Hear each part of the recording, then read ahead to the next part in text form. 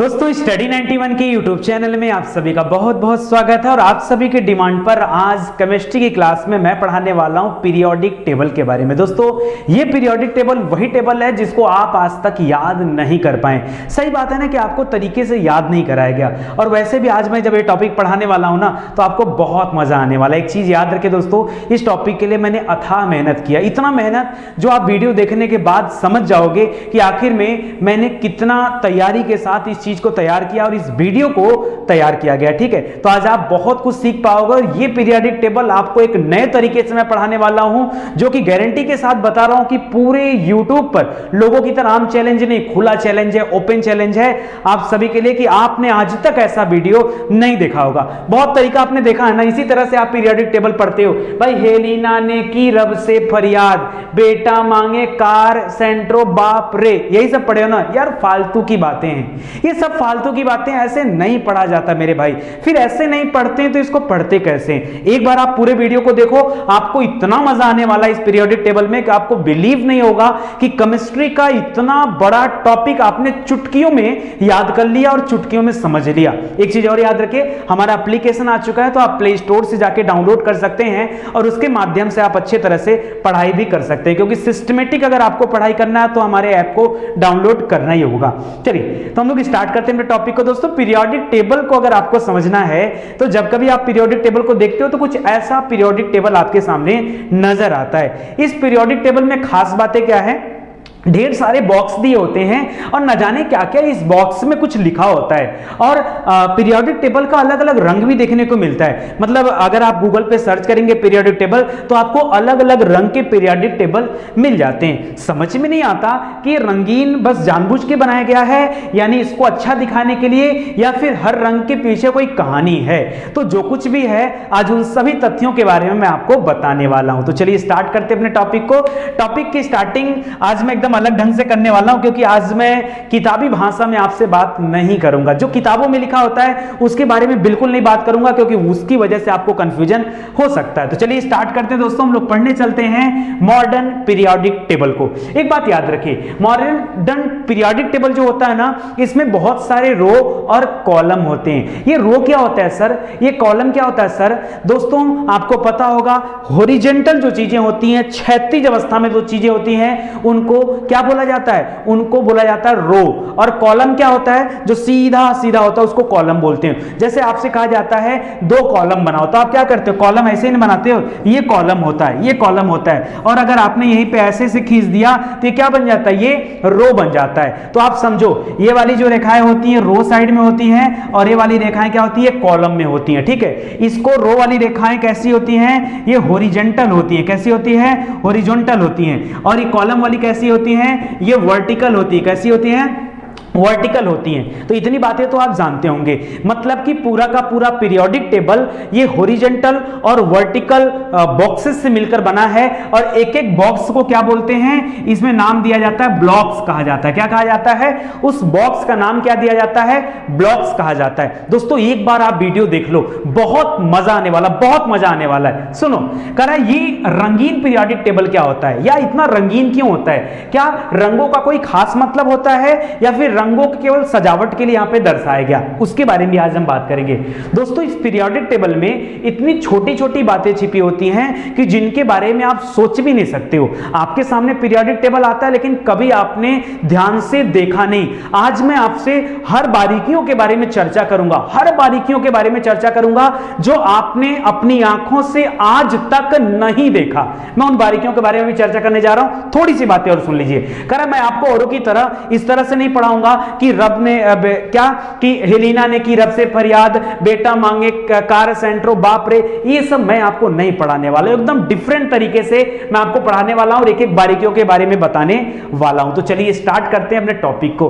दोस्तों मैंने अभी कवर पेज पे लिखा था कि आपको मैं बताऊंगा एक मैजिक नंबर के बारे में। ये मैजिक क्या है? क्या है मैजिक पूरे पीरियोडिक टेबल का सार है, निचोड़ है? जी हां, ये मैजिक नंबर अपने आप में निचोड़ है। मैं ऐसा नहीं कर रहा हूं कि इस मैजिक नंबर को मैंने बनाया है, लेकिन हां इस कहानी का पूरा आधार, पूरा बेस मैजिक नंबर ही है। मैजिक नंबर के आधार पर आप पूरे के पूरे इस कहानी को पता कर सकते हो कि कैसे आखिर में मैजिक नंबर के आधार पर पीरियोडिक टेबल काम करता है। अगर आपको सीखना है मैजिक नंबर के बारे में, जो कि क्या है 2 8 8 8 8 दो बार है, 18 18 दो बार है, फिर 32 2 8 8 18 18 32, तो याद रखेगा 2 8 8 18 18 32, ये हमारा मैजिक नंबर है। इसी मैजिक नंबर पर पूरा पीरियोडिक टेबल बेस्ड है। आप नहीं जानते होंगे शायद, लेकिन सुनते चलिए मेरी बात। लिख रहा है कि ये पीरियोडिक टेबल जो हम देख रहे हैं, हमने देखा कि इसको सबसे पहले पीरियोडिक टेबल को किसने बनाया था, तो उस वैज्ञानिक का नाम है मोजिले। क्या नाम है? मोजिले नाम के व्यक्ति ने सबसे पहले इस पीरियोडिक टेबल को बनाया। तो हमारे एग्जाम के लिए पहला क्वेश्चन आप इसको याद रखिए। दूसरा है कि पीरियोडिक टेबल में जिनको भी रखा गया है, यानी जितने भी तत्व हैं, इनको जिन जिन चीजों को इसमें रखा गया है उनको एटॉमिक नंबर के आधार पर रखा गया है। एटॉमिक नंबर को हिंदी में परमाणु क्रमांक कहते हैं। क्या कहते हैं? परमाणु क्रमांक। तो परमाणु क्रमांक के आधार पर इसको रखा गया है, यहां पे चीजों को सेट किया गया है, ठीक है करा। और एक पर्टिकुलर इंटरवल के बाद, यानी हर एक पर्टिकुलर इंटरवल के बाद एक ऐसे एलिमेंट आते हैं जो अपनी प्रॉपर्टी को रिपीट करते हैं। नहीं समझे आप ना? अभी मैं आपको पीरियोडिक टेबल दिखाता हूं और बताता हूं कि कैसे कोई प्रॉपर्टी अपने आप को रिपीट कर रही है, ठीक है, उसके बारे में बताता हूं। दोस्तों एक ऐसा मैजिक नंबर है जो पूरे पीरियोडिक टेबल की जान है, जान है। सुनिए ध्यान से, इस नंबर के बारे में आपको कहानी बताता हूं। दोस्तों पीरियोडिक टेबल तो आप सभी ने देखा होगा। पीरियोडिक टेबल यहां पे मैं छिपा दिया हूं, थोड़ा सा हाइड करके मैं समझाना चाहता हूं कि पहले आप इस मैजिक नंबर को समझो, क्योंकि जब तक आप मैजिक नंबर को नहीं समझोगे तब तक आप इस पीरियोडिक टेबल पे कॉन्सेप्ट क्लियर नहीं कर पाओगे। सुनो ध्यान से, मैंने इसीलिए पीरियोडिक टेबल को दोस्तों यहां पे हाइड किया हुआ है, पीछे से ब्लर किया हुआ है कि आपका ध्यान सिर्फ मोस्ट इंपॉर्टेंट चीजों पर ही रहे, ठीक है। वो इंपॉर्टेंट चीजें क्या है? पहला तो ये नंबर, आपने कहा सर नंबर हमें याद हो गया, 2 8 8 18 18 32 हमको याद हो गया। देखिए दोस्तों अगर मैं बात करूं हीलियम की, हीलियम का नाम तो सुना होगा ना। सुनो एक चीज और याद रखो, अगर मैं बात करूं ऐसे वाले किसकी कॉलम की बात करूं तो सॉरी रो की बात करूं तो रो की संख्या कितनी होती है दोस्तों? कुल 7 होती है। मतलब ऐसे करके अगर ऐसे देखो, 1 रो होता है, 2 रो होता है, 3 रो होता है, 4 होता है, 5 होता है, ऐसे 7 होता है। अगर मैं कॉलम की बात करूं तो कॉलम की संख्या कितनी होती है दोस्तों? यहां पर कुल कॉलम होते हैं 18। कितने कॉलम होते हैं? 18।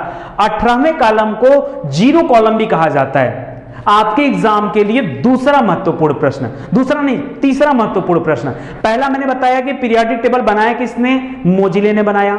यहां पर रो की संख्या कितनी होती है? 7 रो बने होते हैं। कैसे होते हैं? जो रो होते हैं हॉरिजॉन्टल होते हैं ना, ये 7 रो होते हैं। कितने होते हैं? 7 रो होते हैं। पट्टी गिनोगे ना, 1 2 3 4 5 6 7 होते हैं। और यहां पर देखेंगे अगर ऐसे ऐसे गिनेंगे, लंबे लंबे वर्टिकली गिनेंगे तो इनकी संख्या कितनी होती है? 18 होती है। तो याद रखें 18 वाले को ही जीरो कॉलम भी कहा जाता है। मैं सीधे 18वें नंबर पर आकर के आपको कुछ चीजें सिखाना चाहता हूं और बताना चाहता हूं। दोस्तों यहां पे लिखा हुआ हीलियम, आप परमाणु क्रमांक जब पढ़ते हो पहले नंबर पे हाइड्रोजन आता है। संजोग देखिए हाइड्रोजन यहां पे होता है, पहले वाले कॉलम में है, ठीक है। और ये भी पहले वाले रो में ही आता है, पहले वाले रो में ही आता है हीलियम, लेकिन ये एकदम लास्ट में लिखा हुआ है। भाई लास्ट में क्यों है उसका रीजन भी मैं आपको बताऊंगा, लेकिन पहले आप मेरी बात सुनिए। दोस्तों यहां पर हीलियम जो है ना, हीलियम का परमाणु क्रमांक कितना होता है? 2। मैजिक नंबर कहता है कि सबसे पहले क्या आएगा?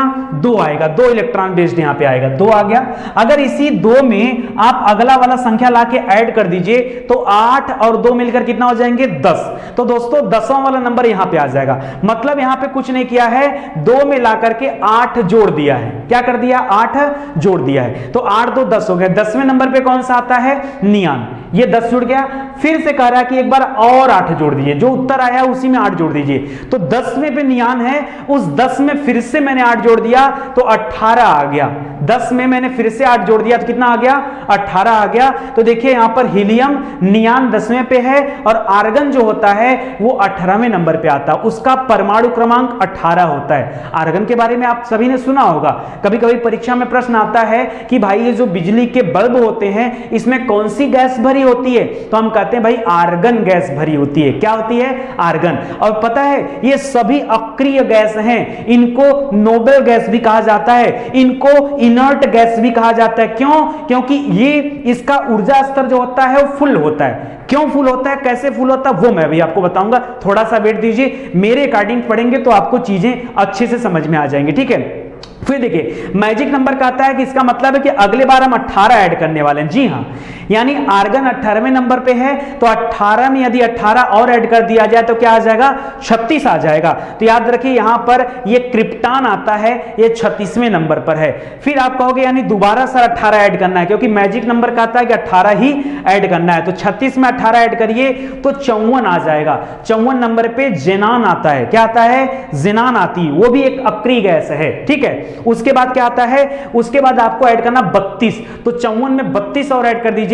तो 32 कैसे ऐड करेंगे, 54 10 64 10 74 10 84 2 86। तो 86 वाले पे कौन सा आता है, रेडॉन आता है। दोस्तों रेडॉन से भी एक प्रश्न पूछा जाता है आपसे परीक्षा में कि कभी अगर सुनामी आने वाली है, कभी मान लीजिए भूकंप आने वाला है, ज्वालामुखी फटने वाली है, तो ऐसे में वायुमंडल में एक गैस की मात्रा बढ़ जाती है। कौन सी गैस की मात्रा, रेडॉन गैस की मात्रा बढ़ जाती है, वो यही रेडॉन गैस होती है। ठीक है, तो आप इसको याद रखिए। दोस्तों मैं आपको कुल मिला जुला के ही बताना चाहता हूं कि यहां पर जो सीरियल है ना वो इसी क्रम पे भरे होते हैं, इसीलिए तो मैंने कहा ये एक मैजिक नंबर है। अब आप कहोगे सर क्या पूरा का पूरा पीरियोडिक टेबल इसी फॉर्मेट में भरा होता है, क्या पहला वाला भी ऐसे भरा होता है? हाँ भाई हाँ, पहला दूसरा तीसरा चौथा, आप कोई भी यहां से कॉलम उठा लो, हर कॉलम इसी तरीके से भरा होता है, हर कॉलम इसी तरीके से फिल होता है। सर आपने इसी को ऑप्शन में क्यों मांगा, क्योंकि यह दो ऐसे कॉलम होते हैं जो पूरा 1 से लेकर 7 तक भरे होते हैं। उसमें कौन आता है, 18वां वाला कॉलम,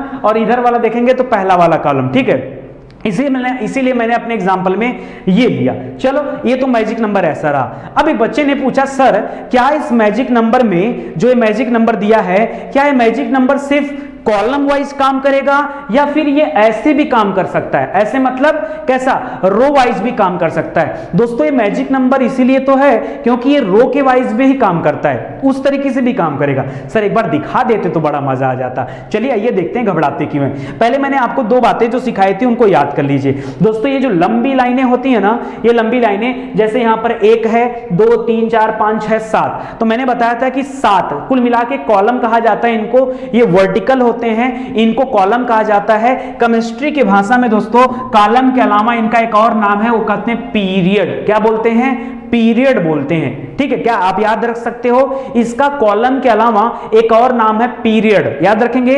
अच्छा ठीक है, आप याद रखिएगा। दूसरा दोस्तों अगर हम रो वाइज बात कर लें, ऐसे ऐसे जो बना होता है इसको हॉरिजॉन्टल बोलते हैं, इसको क्षैतिज आकार बोलते हैं। ठीक है, और इसको रो के अलावा इसको ग्रुप्स का भी नाम दिया जाता है। क्या नाम दिया जाता है, ग्रुप्स का भी नाम दिया जाता है। तो ऐसे ग्रुप होते हैं और ऐसे पीरियड होते हैं। क्या आप याद कर सकते हो मेरी इतनी बात को? दोस्तों एक एक पॉइंट को याद करो, मैं पीरियोडिक टेबल का सार बता रहा हूं, इस तरह से आपको कहीं नहीं मिलने वाला है। एक एक स्टेप पढ़ो, वादा मैंने किया है ना, चैलेंज भी किया ना, आपको चीजें सिखा कर रहूंगा।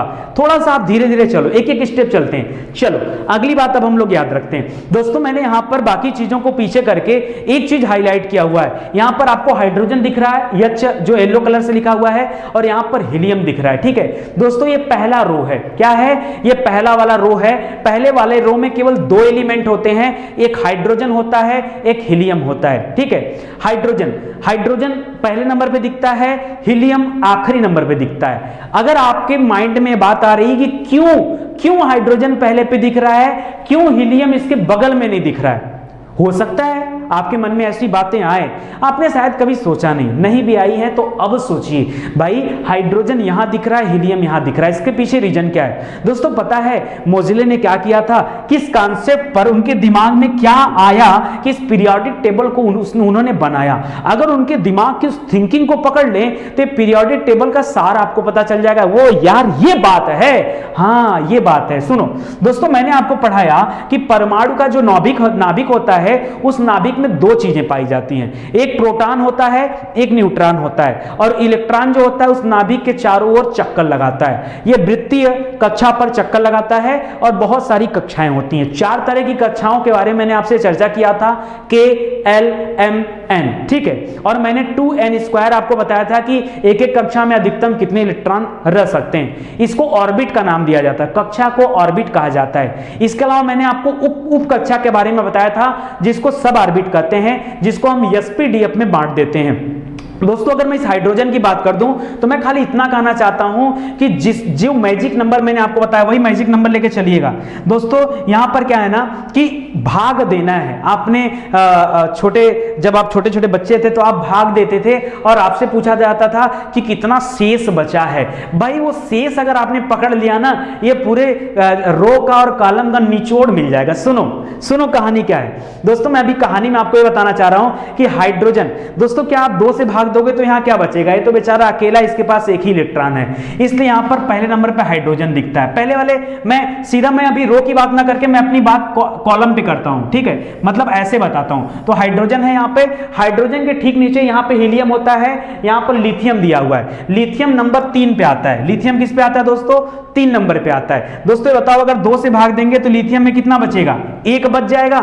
जहां जहां 1 बचता है ना वो यहीं पर आते हैं, वो यहीं पर आते हैं। नहीं विश्वास हो रहा है ना? अभी मैं आपको दिखाने वाला हूं, बस थोड़ा सा समय दो क्योंकि स्लाइड काफी आगे जाना पड़ेगा, इस वजह से मैं यहां पे दिखा नहीं पा रहा हूं। दोस्तों ये लिथियम है, देखिए hydrogen, helium, lithium, beryllium, boron, carbon, nitrogen, oxygen, fluorine, neon, ठीक है। यहां पे सोडियम दिया हुआ है, सोडियम को Na लिखते हैं और सोडियम 11वें नंबर पे आता है। किस नंबर पे आता है? 11वें नंबर पे। चलो मैजिक नंबर से भाग देते हैं। देखो 8 और 2 मिलाकर कितना हो गए? 10। 10 तो भर गए हैं, बचा कितना? बचा कितना? 1 बचा है। तो यार यहां पे जितने लोग भी दिए गए हैं ना, सब में जब तुम भाग देते जाओगे, इस एलिमेंट को मिलाकर पूरा करते जाओगे तो शेषफल 1 बचेगा। सर इसका मतलब है कि जो दूसरे वाले कॉलम में दिया है वहां शेषफल 2 बचेगा, जो तीसरे वाले में दिया वहां शेषफल 3 बचेगा, जो चौथे वाले में दिया वहां शेषफल 4 बचेगा। हाँ यही तो कॉन्सेप्ट है। अभी सिखाता हूं, घबराओ मत, थोड़ा सा वेट करो, साथ दो, पूरा निचोड़ लेकर आया हूं। अब देखो यहां पे क्या है ना, आ जाओ सीधा सीधा रो पे आ जाओ। ये हाइड्रोजन है, ये हीलियम दिख रहा है, ये पहला वाला रो है। एक एक स्टेप करते हैं, ठीक है, घबराइए मत। दूसरे वाले रो पे आते हैं। देखिए यहां पर लिथियम दिख रहा है हाईलाइट होके, लिथियम, बेरिलियम 2 दिख रहा है। फिर देखिए boron, carbon, nitrogen, oxygen, fluorine, neon दिख रहा है आपको? तो ये आप समझ लीजिए, दिखा कि नहीं यहां पे आपको? ठीक है, नियान तक हम लोग आ गए, ये हो गया। ये आपका दूसरा वाला रो चल रहा है, ठीक है, रो, ये आपका क्या चल रहा है? दूसरा रो चल रहा है। रो को हम लोग क्या बोल सकते हैं? ग्रुप से भी बोल सकते हैं, तो इसको भी आप याद रखेगा, ठीक है। आ जाते हैं तीसरे पे। तीसरे पे देखिए सोडियम, मैग्नीशियम, सोडियम, मैग्नीशियम। देखिए मैग्नीशियम 12 पे दिया है ना, आप ध्यान दो। चलो आप थोड़ी सी चर्चा कर लेते हैं।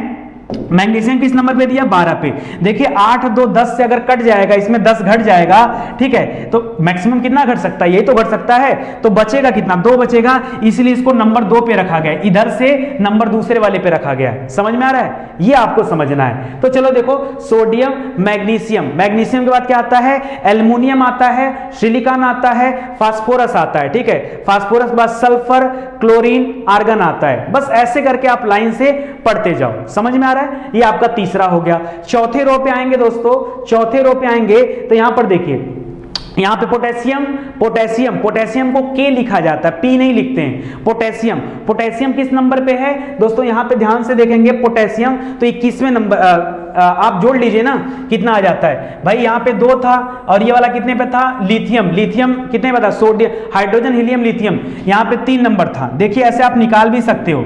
देखो यहां पे हाइड्रोजन था, यहां पे लिथियम था। भाई हाइड्रोजन 1 नंबर पे है, लिथियम 3 नंबर पे। क्यों? क्योंकि इसी हाइड्रोजन में 2 जुड़ा है, 3 आ गया लिथियम। लिथियम के बाद यहां सोडियम था, सोडियम 11 नंबर पे आ गया। सोडियम मतलब Na, सोडियम मतलब, 1 मिनट, सोडियम मतलब क्या हो गया? Na। 1 मिनट यार, ये तो काम नहीं कर रहा मार्कर। सोडियम मतलब Na, ये था 11वें नंबर पे। कैसे? तो यही 8, 2, 10, 8, 2, 10 जब उड़ गया तो ये इसका 1 आ गया। भाई 10 जुड़ा है प्लस ये पहला वाला कॉलम है तो 1, तो 11 नंबर पे हो गया, ठीक है, ये 11 हो गया। फिर से आपको 8 जोड़ना है, ठीक है, तो 11, 8 क्या हो जाएगा? 19, ठीक है। तो 19वें नंबर पे क्या हो जाता है? पोटेशियम आता है, यानी के वाला मान क्या हो गया? के का मतलब जहां के दिया यहां पे क्या होगा? इसका परमाणु क्रमांक 19 होगा। ये सब मैं आपको सिखाऊंगा, लेकिन अभी आप खाली मोटी मोटा समझो। मैं आपको ये दिखाना चाह रहा हूं कि रो में कितने होते हैं, तो ये आपको रो दिखा रहा हूं कि आप रो देखो, ठीक है, ये रो देखो। दोस्तों एक चीज और मैं बताना भूल गया, ठीक है, उसके बारे में मैं चर्चा कर लेता हूं। वो गजब का मैजिक ये भी यहां पर काम करता है दोस्तों। जो ये मैजिक ट्रिक है ना, मैंने आपसे कहा कि रो वाइज भी काम करता है। देखो यहां पे पहले नंबर पे 2 दिख रहा है ना, 2 दिख रहा है, 2 यहां पे पहले नंबर पे क्या है 2, तो यहां का भी जो पहला नंबर है ना, इसमें केवल 2 एलिमेंट हैं, हाइड्रोजन और हीलियम, यही 2 एलिमेंट है, कोई तीसरा एलिमेंट इस रो में नहीं होता है। दूसरा वाला रो में कितना होगा, कह रहा 8 एलिमेंट होगा। कैसे 8 एलिमेंट होगा देखोगे ना, मैं दिखाता हूं, देखो कैसे 8 एलिमेंट है, गिनती आप मारो, लिथियम बेरिलियम 2 हो गया, boron, carbon, nitrogen, oxygen, fluorine, neon, देखो गिनो 1 2 3 4 5 6 7 8, बोलो 8 हुआ कि नहीं, 8 हुआ कि नहीं, समझ रहे हो। तो पहले वाले रो में 2, दूसरे वाले रो में 8। मैजिक नंबर हर तरीके से काम करता है। फिर देखो तीसरे वाले में भी 8 आएगा, कह रहा है जो तीसरा वाला भी हम रो बात करने जा रहे हैं ना, जिसमें क्या आता है, जिसमें सोडियम मैग्नीशियम आएगा, उसमें भी टोटल 8 एलिमेंट ही होंगे। कितने एलिमेंट होंगे टोटल, 8 एलिमेंट। चलो देख लेते हैं कि 8 एलिमेंट है कि कितना एलिमेंट है। देखो यहां पे सोडियम मैग्नीशियम, ठीक है, 2 हो गए, aluminium, silicon, phosphorus, sulphur, chlorine, argon, गिनती मारो 2 3 4 5 6 7 और 8, तो कितने हो गए, यहां भी 8 हो गए। तो देखो तीसरे वाले कॉलम में भी 8 होता है। इसके अनुसार है कि चौथे कॉलम में कुल कितने एलिमेंट दिखते हैं, 18 एलिमेंट दिखते हैं। तो देखो ना ध्यान से, यहां पे चौथे वाले कॉलम में कुल 18 एलिमेंट नजर आएंगे। कैसे, देखिए यहां पर पोटेशियम, कैल्शियम, फिर यहां पर देखिए 20 के बाद 21 22 23 24, ऐसे करते हुए क्या करेंगे, आगे बढ़ते चले आएंगे। और यहां पे आप देखेंगे दोस्तों, तो आगे आपको क्या दिख जाएगा, कुल 18। मैंने आपसे कहा था यहां से यहां तक कुल कितने होते हैं, ग्रुप्स कितने होते हैं, ये 18 होते हैं। ये टोटल 18 है ना, तो ये 18 के 18 यहां पे दिख रहा है। गिनती कर लो मेरे भाई, अगर कोई कंफ्यूजन है तो गिनती कर लो, 1 2 3 4 5 6 7 8 9 10 10 11 12 13 14 15 16 17 18 आएंगे टोटल। पूरी लाइन भरी है ना, चौथे नंबर पे 18 आता है। कर अब पांचवा जो रो है उसमें भी 18 आइटम है। अच्छा, पहले से बता देता है, गजब।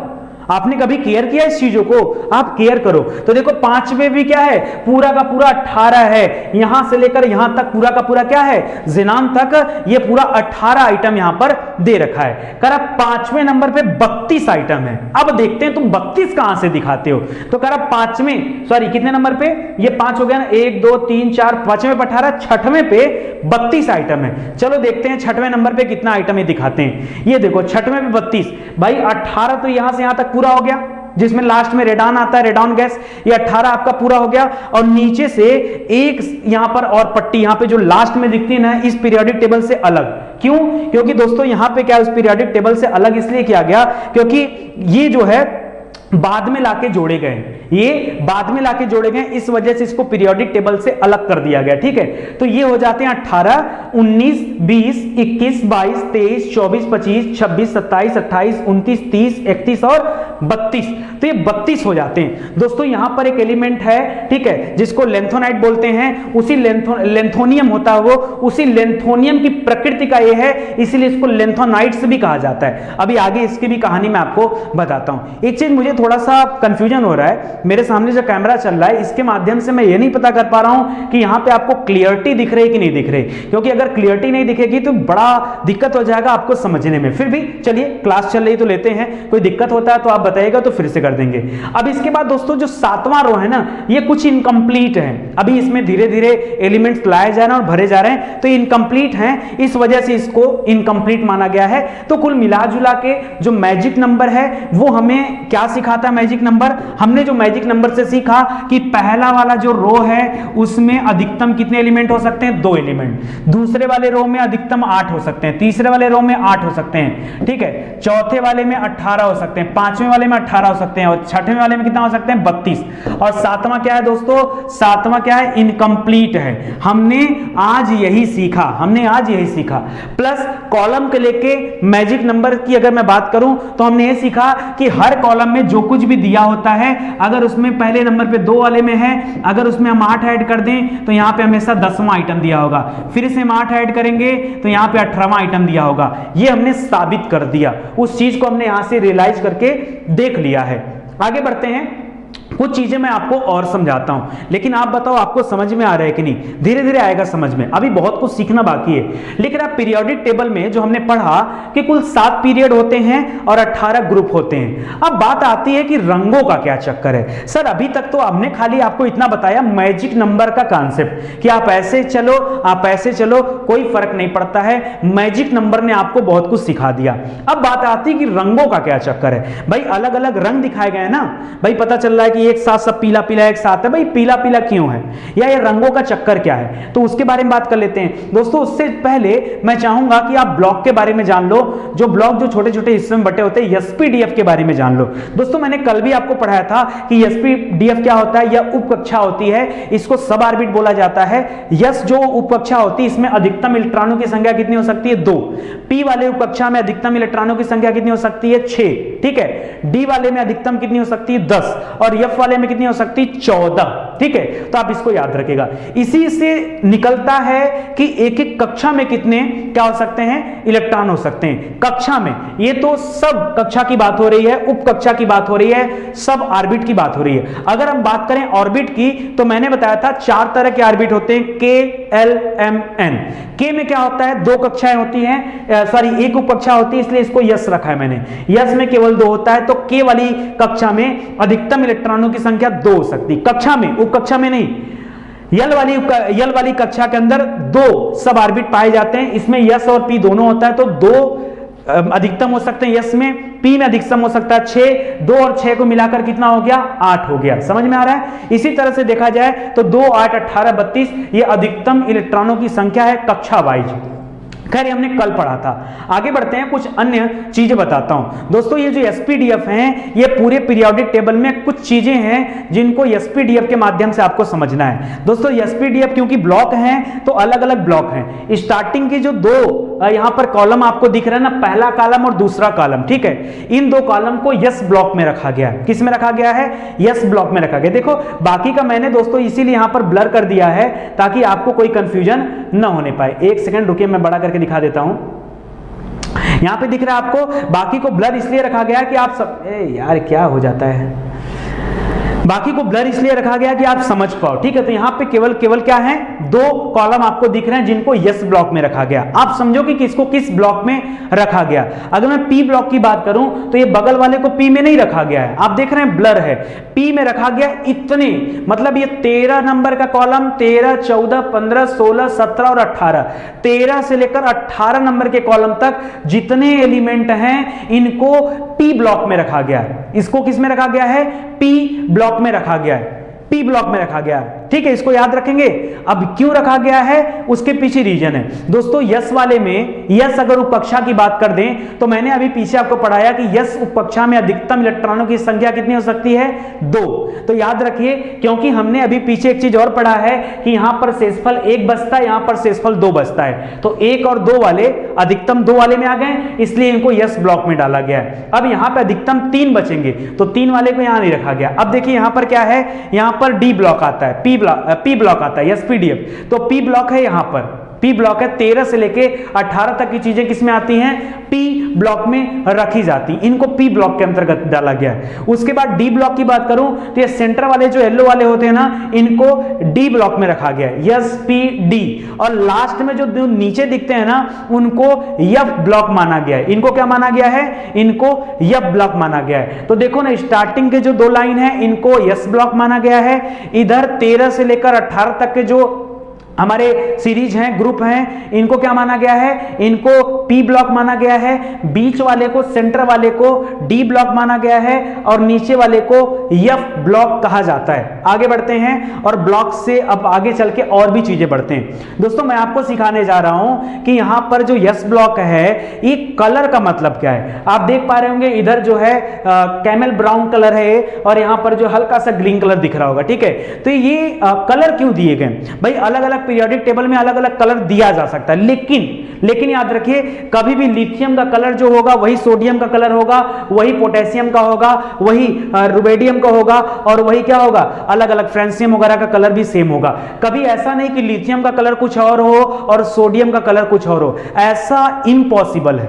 मैं आपसे कहना चाहता हूं कि यहां पे जो कलर की बात कर रहा हूं ना, मैं कहना चाहता हूं कि इनका कलर हमेशा एक जैसा होगा, ये कभी बदल नहीं सकता है, और इनका कलर एक जैसा होगा, ठीक है, ये पूरी पट्टी एक जैसी होगी। इसका मतलब क्या है, लिख रहा है दोस्तों यस ब्लॉक के अंदर दो तरह के रंग आपको दिखाई दे रहे होंगे। दोस्तों इसमें से जो पहला वाला ब्लॉक है, पहला वाला जो रंग दिख रहा है, इसको बोलते हैं एल्कलाई मेटल्स। क्या बोलते हैं, एल्कली मेटल्स, एल्कली मेटल्स कहा जाता है। एल्कली मेटल्स को हिंदी में कहा जाता है क्षारीय धातुएं। क्या कहा जाता है, क्षारीय धातुएं। देखिए परीक्षा में जो प्रश्न पूछता है ना, वो यहां से पूछता है आपसे। क्या प्रश्न पूछता है, सुनिएगा दोस्तों। क्षारीय धातुओं की खासियत होती है कि बहुत मुलायम होती हैं। ये इतनी मुलायम होती हैं कि इनको चाकू से काटा भी जा सकता है, क्योंकि ये धातुएं हैं, और धातु की खासियत होती है कि धातुओं के अंदर चमक होता है। कैसे याद करेंगे, सोना क्या है, धातु है, चांदी क्या है, धातु है। क्या सोने चांदी के अंदर चमक नहीं होती है, होती है।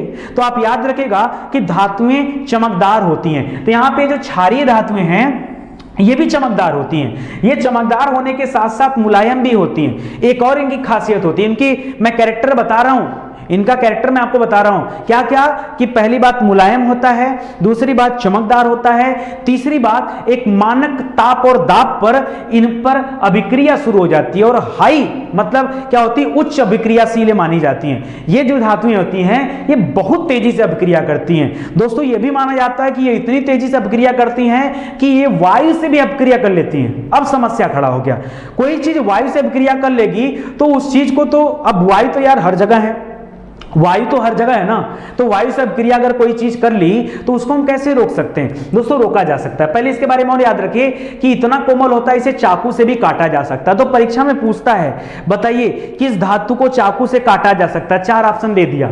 आप समझो वो चाहे चार ऑप्शन जैसे भी बने हो, लेकिन उसमें इसी का नाम होगा। वो चाहे लिथियम होगा, चाहे सोडियम होगा, चाहे पोटेशियम होगा, चाहे रुबेनियम होगा, फ्रेंसियम होगा, वो यही होंगे, कुछ दूसरा नहीं हो सकता, क्योंकि यही वो धातु हैं जो पहले वाले पे आते हैं, ठीक है, जिनके इलेक्ट्रॉन कोष में पहली वाली कक्षा में सिर्फ एक इलेक्ट्रॉन पाए जाते हैं, बाहरी कक्षा में सिर्फ एक इलेक्ट्रॉन पाए जाते हैं। इसको आप ध्यान रखिएगा। कह रहा है कि अभिक्रियाशील भी होते हैं, तो ये वायु के साथ अभिक्रिया कर लेते हैं, इसीलिए इनको तेल आदि में रखा जाता है। तो फिर एक प्रश्न बनता है आपसे परीक्षा में कि सोडियम को कहां रखा जाता है, तो आप पढ़ते हो मिट्टी के तेल में रखा जाता है, पढ़ते हो ना, ऐसा समझो मुद्दा यहां पे था दोस्तों। मिट्टी के तेल में सोडियम को नहीं, पोटेशियम को भी रखा जाता है, लिथियम को भी रखा जाता है। तो आप अपना कॉन्सेप्ट क्लियर कर लीजिए, ठीक है, क्योंकि ये बहुत तेजी से अभिक्रियाशील होती हैं, इसलिए इनको तेल के अंदर रखना पड़ता है ताकि वायु से अभिक्रिया न कर पाए, ठीक है। अब जब इतनी अभिक्रिया करती हैं तो वायुमंडल में मुक्त अवस्था में भी नहीं प्राप्त होती हैं, ठीक है, इनका निर्माण किया जाता है या इनको अलग से लाया जाता है। तो एल्कलाई मेटल्स आप याद रखेगा, एल्कली, एल्कलाई बार बार निकलता है, एल्कली मेटल से याद रखेगा। दूसरा जो ग्रीन वाला है दोस्तों, इनको यस ब्लॉक में जो हरे रंग की पट्टी में यहां पर दिख रहा है, इसको एल्कलाइन अर्थ मेटल्स बोला जाता है। हिंदी में क्षारीय पार्थिव धातुएं कहा जाता है। थोड़ा सा अंतर है, ये हाई मतलब बहुत ज्यादा अभिक्रियाशील नहीं होती हैं, थोड़ी सी कम चमकदार होती हैं, और इन पर कोई ताप का बहुत ज्यादा प्रभाव नहीं पड़ता। ये दो तीन मुद्दा है। तो इसीलिए पुराने समय में जो रसायन वैज्ञानिक थे वो इसे मृदा का रूप मानते थे, खास करके क्षारीय मृदा का रूप मानते थे, क्योंकि इनके गुण उस क्षारीय मृदा से मिलते जुलते थे। तो यहां पर जो दूसरे वाले में दिया है, जैसे बेरिलियम हो गया, सब मिट्टी से संबंधित हैं। आप देखो, आप अगर कृषि विज्ञान पढ़ोगे उसमें बेरिलियम का पता चलेगा पौधों में मिट्टी में इस चीज की कमी होने से पौधे को कोई ना कोई रोग हो जाता है, तो क्या होता है, वो बेरिलियम होता है, वो मैग्नीशियम होता है, वो कैल्शियम होता है, वो जो है आपका जो क्या होता है, कैल्शियम क्या होता है, चूना होता है ना, वो भी देखो मुक्त अवस्था में मिलता है मिट्टी में, ठीक है। तो याद रखेगा, ये हो गया स्ट्रेनियम, हो गया बेरियम, हो गया रेडियम, हो गया, तो आप इनको याद रखेगा, ठीक है। चलिए आगे बढ़ते हैं दोस्तों।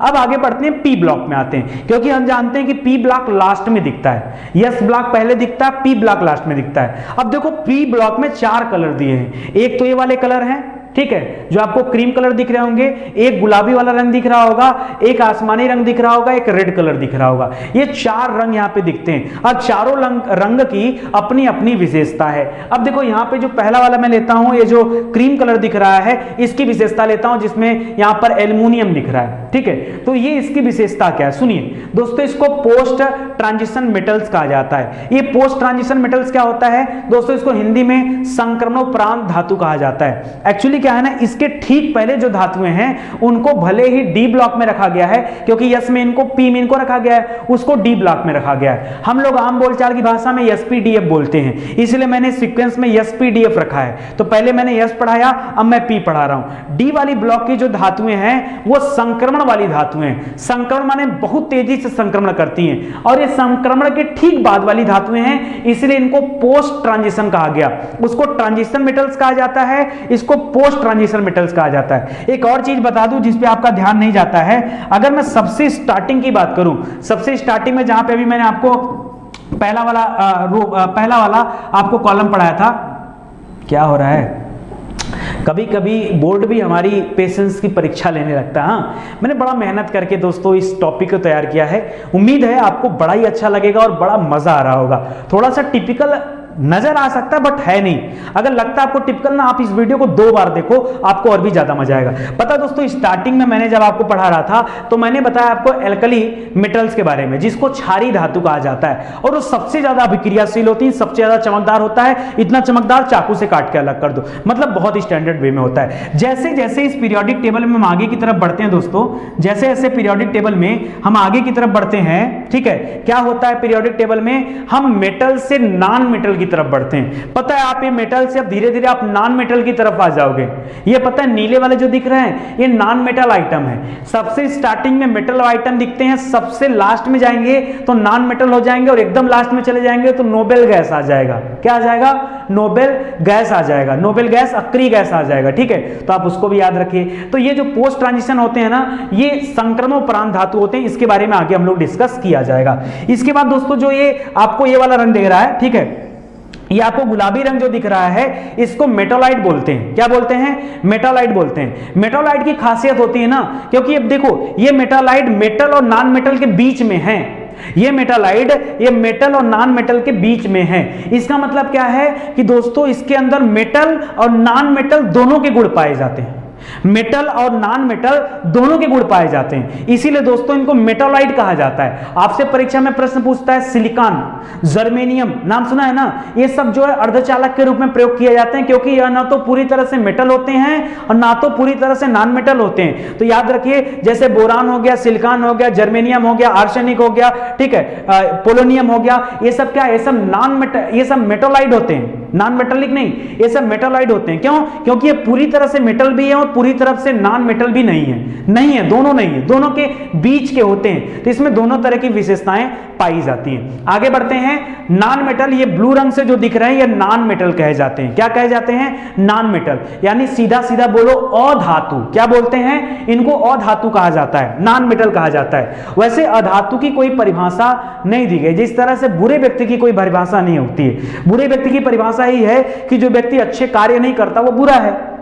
बुरे व्यक्ति की कोई परिभाषा नहीं हो सकती ना, तो जो व्यक्ति अच्छा कार्य नहीं करता उसे बुरा कहते हैं। उसी प्रकार से यहां पर अधातु की कोई अलग से परिभाषा नहीं है। जो धातु का जो विशेषता होता है उसके अपोजिट एकदम जो विशेषताएं होती हैं वो अधातु की होती हैं। तो धातु हमने देखा कि मुलायम होती हैं, इसमें कठोरता आ जाएगी। वो चमकदार होती हैं, ये कम चमकदार होती हैं। चमकदार होने के साथ साथ तो विद्युत और उष्मा दोनों की सुचालक होती हैं। ये विद्युत उष्मा के कुचालक माने जाते हैं। थोड़ा बहुत सुचालकता आती कहीं कहीं पर, नहीं तो कुचालक होते हैं। तो यही सब इनकी चीजें हैं। दोस्तों धातुओं में घनत्व तो ज्यादा होता है, यहां पर घनत्व तो क्या होता है? अधातुओं में घनत्व तो बहुत कम होता है। दोस्तों वहां पर क्वथनांक और गलनांक का प्रभाव काफी ज्यादा होता है, यहां पर इन दोनों का प्रभाव काफी कम पड़ता है। जब ये पूरी तरह से मेटल में है, ठीक है, नॉन मेटल्स है, मेटल नहीं, जब ये पूरी तरह से नॉन मेटल है, अधातु है, तो फिर ये इसके अंदर क्या होगा? गलनांक और क्वथनांक का से काफी कम होता है। ठीक है, कर अधातुओं की इलेक्ट्रॉन बंधुता क्या होती है, सर्वाधिक होती है, लेकिन अक्रिय गैस क्या होते हैं, इसके अपवाद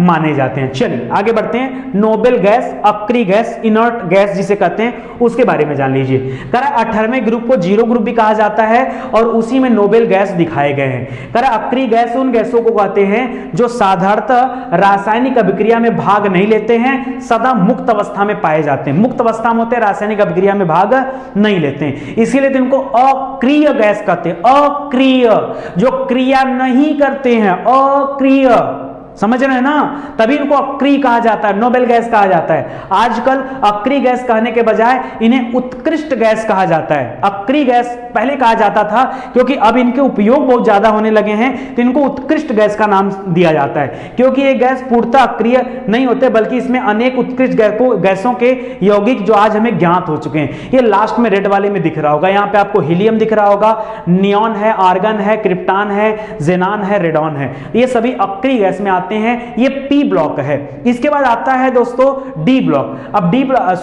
आ जाता है डी ब्लॉक। डी ब्लॉक दोस्तों सेंटर में होता है, आपको पता है, तो इसको ट्रांजिशन मेटल्स कहते हैं, इसको संक्रमण धातु कहा जाता है। क्यों? क्योंकि इसके अंतिम कक्षा में इलेक्ट्रॉन हमेशा प्रवेश करते रहते हैं। तो ये जो होते हैं, ये 3 नंबर से लेकर 12 नंबर तक का जो ग्रुप होता है, इसको किसमें रखते हैं, या इस ब्लॉक में रखते हैं, डी ब्लॉक में, ठीक है, सॉरी एसपीडीएफ, ठीक है, एसपीडीएफ, ठीक है, ये डी वाले ब्लॉक में रहते हैं। समझ में आ गया ना? तो याद रखिए, परीक्षा में पूछा जाता है कि किस ग्रुप से किस ग्रुप तक की चीजें डी ब्लॉक में रहती है, तो याद रखिए 13वें से 3 से लेकर 12वें तक, ठीक है। अच्छा, एक चीज और दोस्तों यहाँ पे मुझे बताना है आपसे, एक चीज और बताना है। देखिए यहाँ ध्यान दीजिए, यहाँ पर 2 अलग कलर के, सब पीला दिया हुआ है यार, ये 2 अलग कलर क्यों दिया गया दोस्तों? इसको बाद में कलर दिया गया, इसको जो कलर दिया गया ना, ये कलर बाद में दिया गया। बाद में कुछ चीजों को ढूंढा गया जो कि जिनकी विशेषता इन दोनों से मैच करती थी, खास करके इन दोनों से। एक तो आपका लैंथोनियम है जो 57 नंबर पे आता है, परमाणु क्रमांक 57 होता है लैंथोनियम, और दूसरा है 89 नंबर पे आता है, 89 नंबर पे आता है, एक्टिनियम होता है। दोस्तों इन्हीं को मिलाकर के एफ ब्लॉक बनाया गया है। इसी से मैच करते हुए जो चीजें हैं उनको जुटा करके एफ ब्लॉक में लाया गया। तो आप देखिए, इससे मैच करती हुई चीजें हैं, तो ये जो आपका क्या था, लैंथोनियम था, उससे मिला, उसके प्रॉपर्टी के अनुरूप जितने लोग हैं, मतलब जिनकी क्वालिटी इससे मैच करती है, उनको लैंथोनाइट्स नाम दे दिया गया। क्या नाम दिया गया? लैंथोनाइट्स नाम दिया गया। और जिनकी क्वालिटी एक्टिनियम से मैच करता है, जिसका परमाणु क्रमांक कितना, 89, उनको यहां पे रख दिया गया, ठीक है, इनको एक्टोनाइट्स नाम दे दिया गया।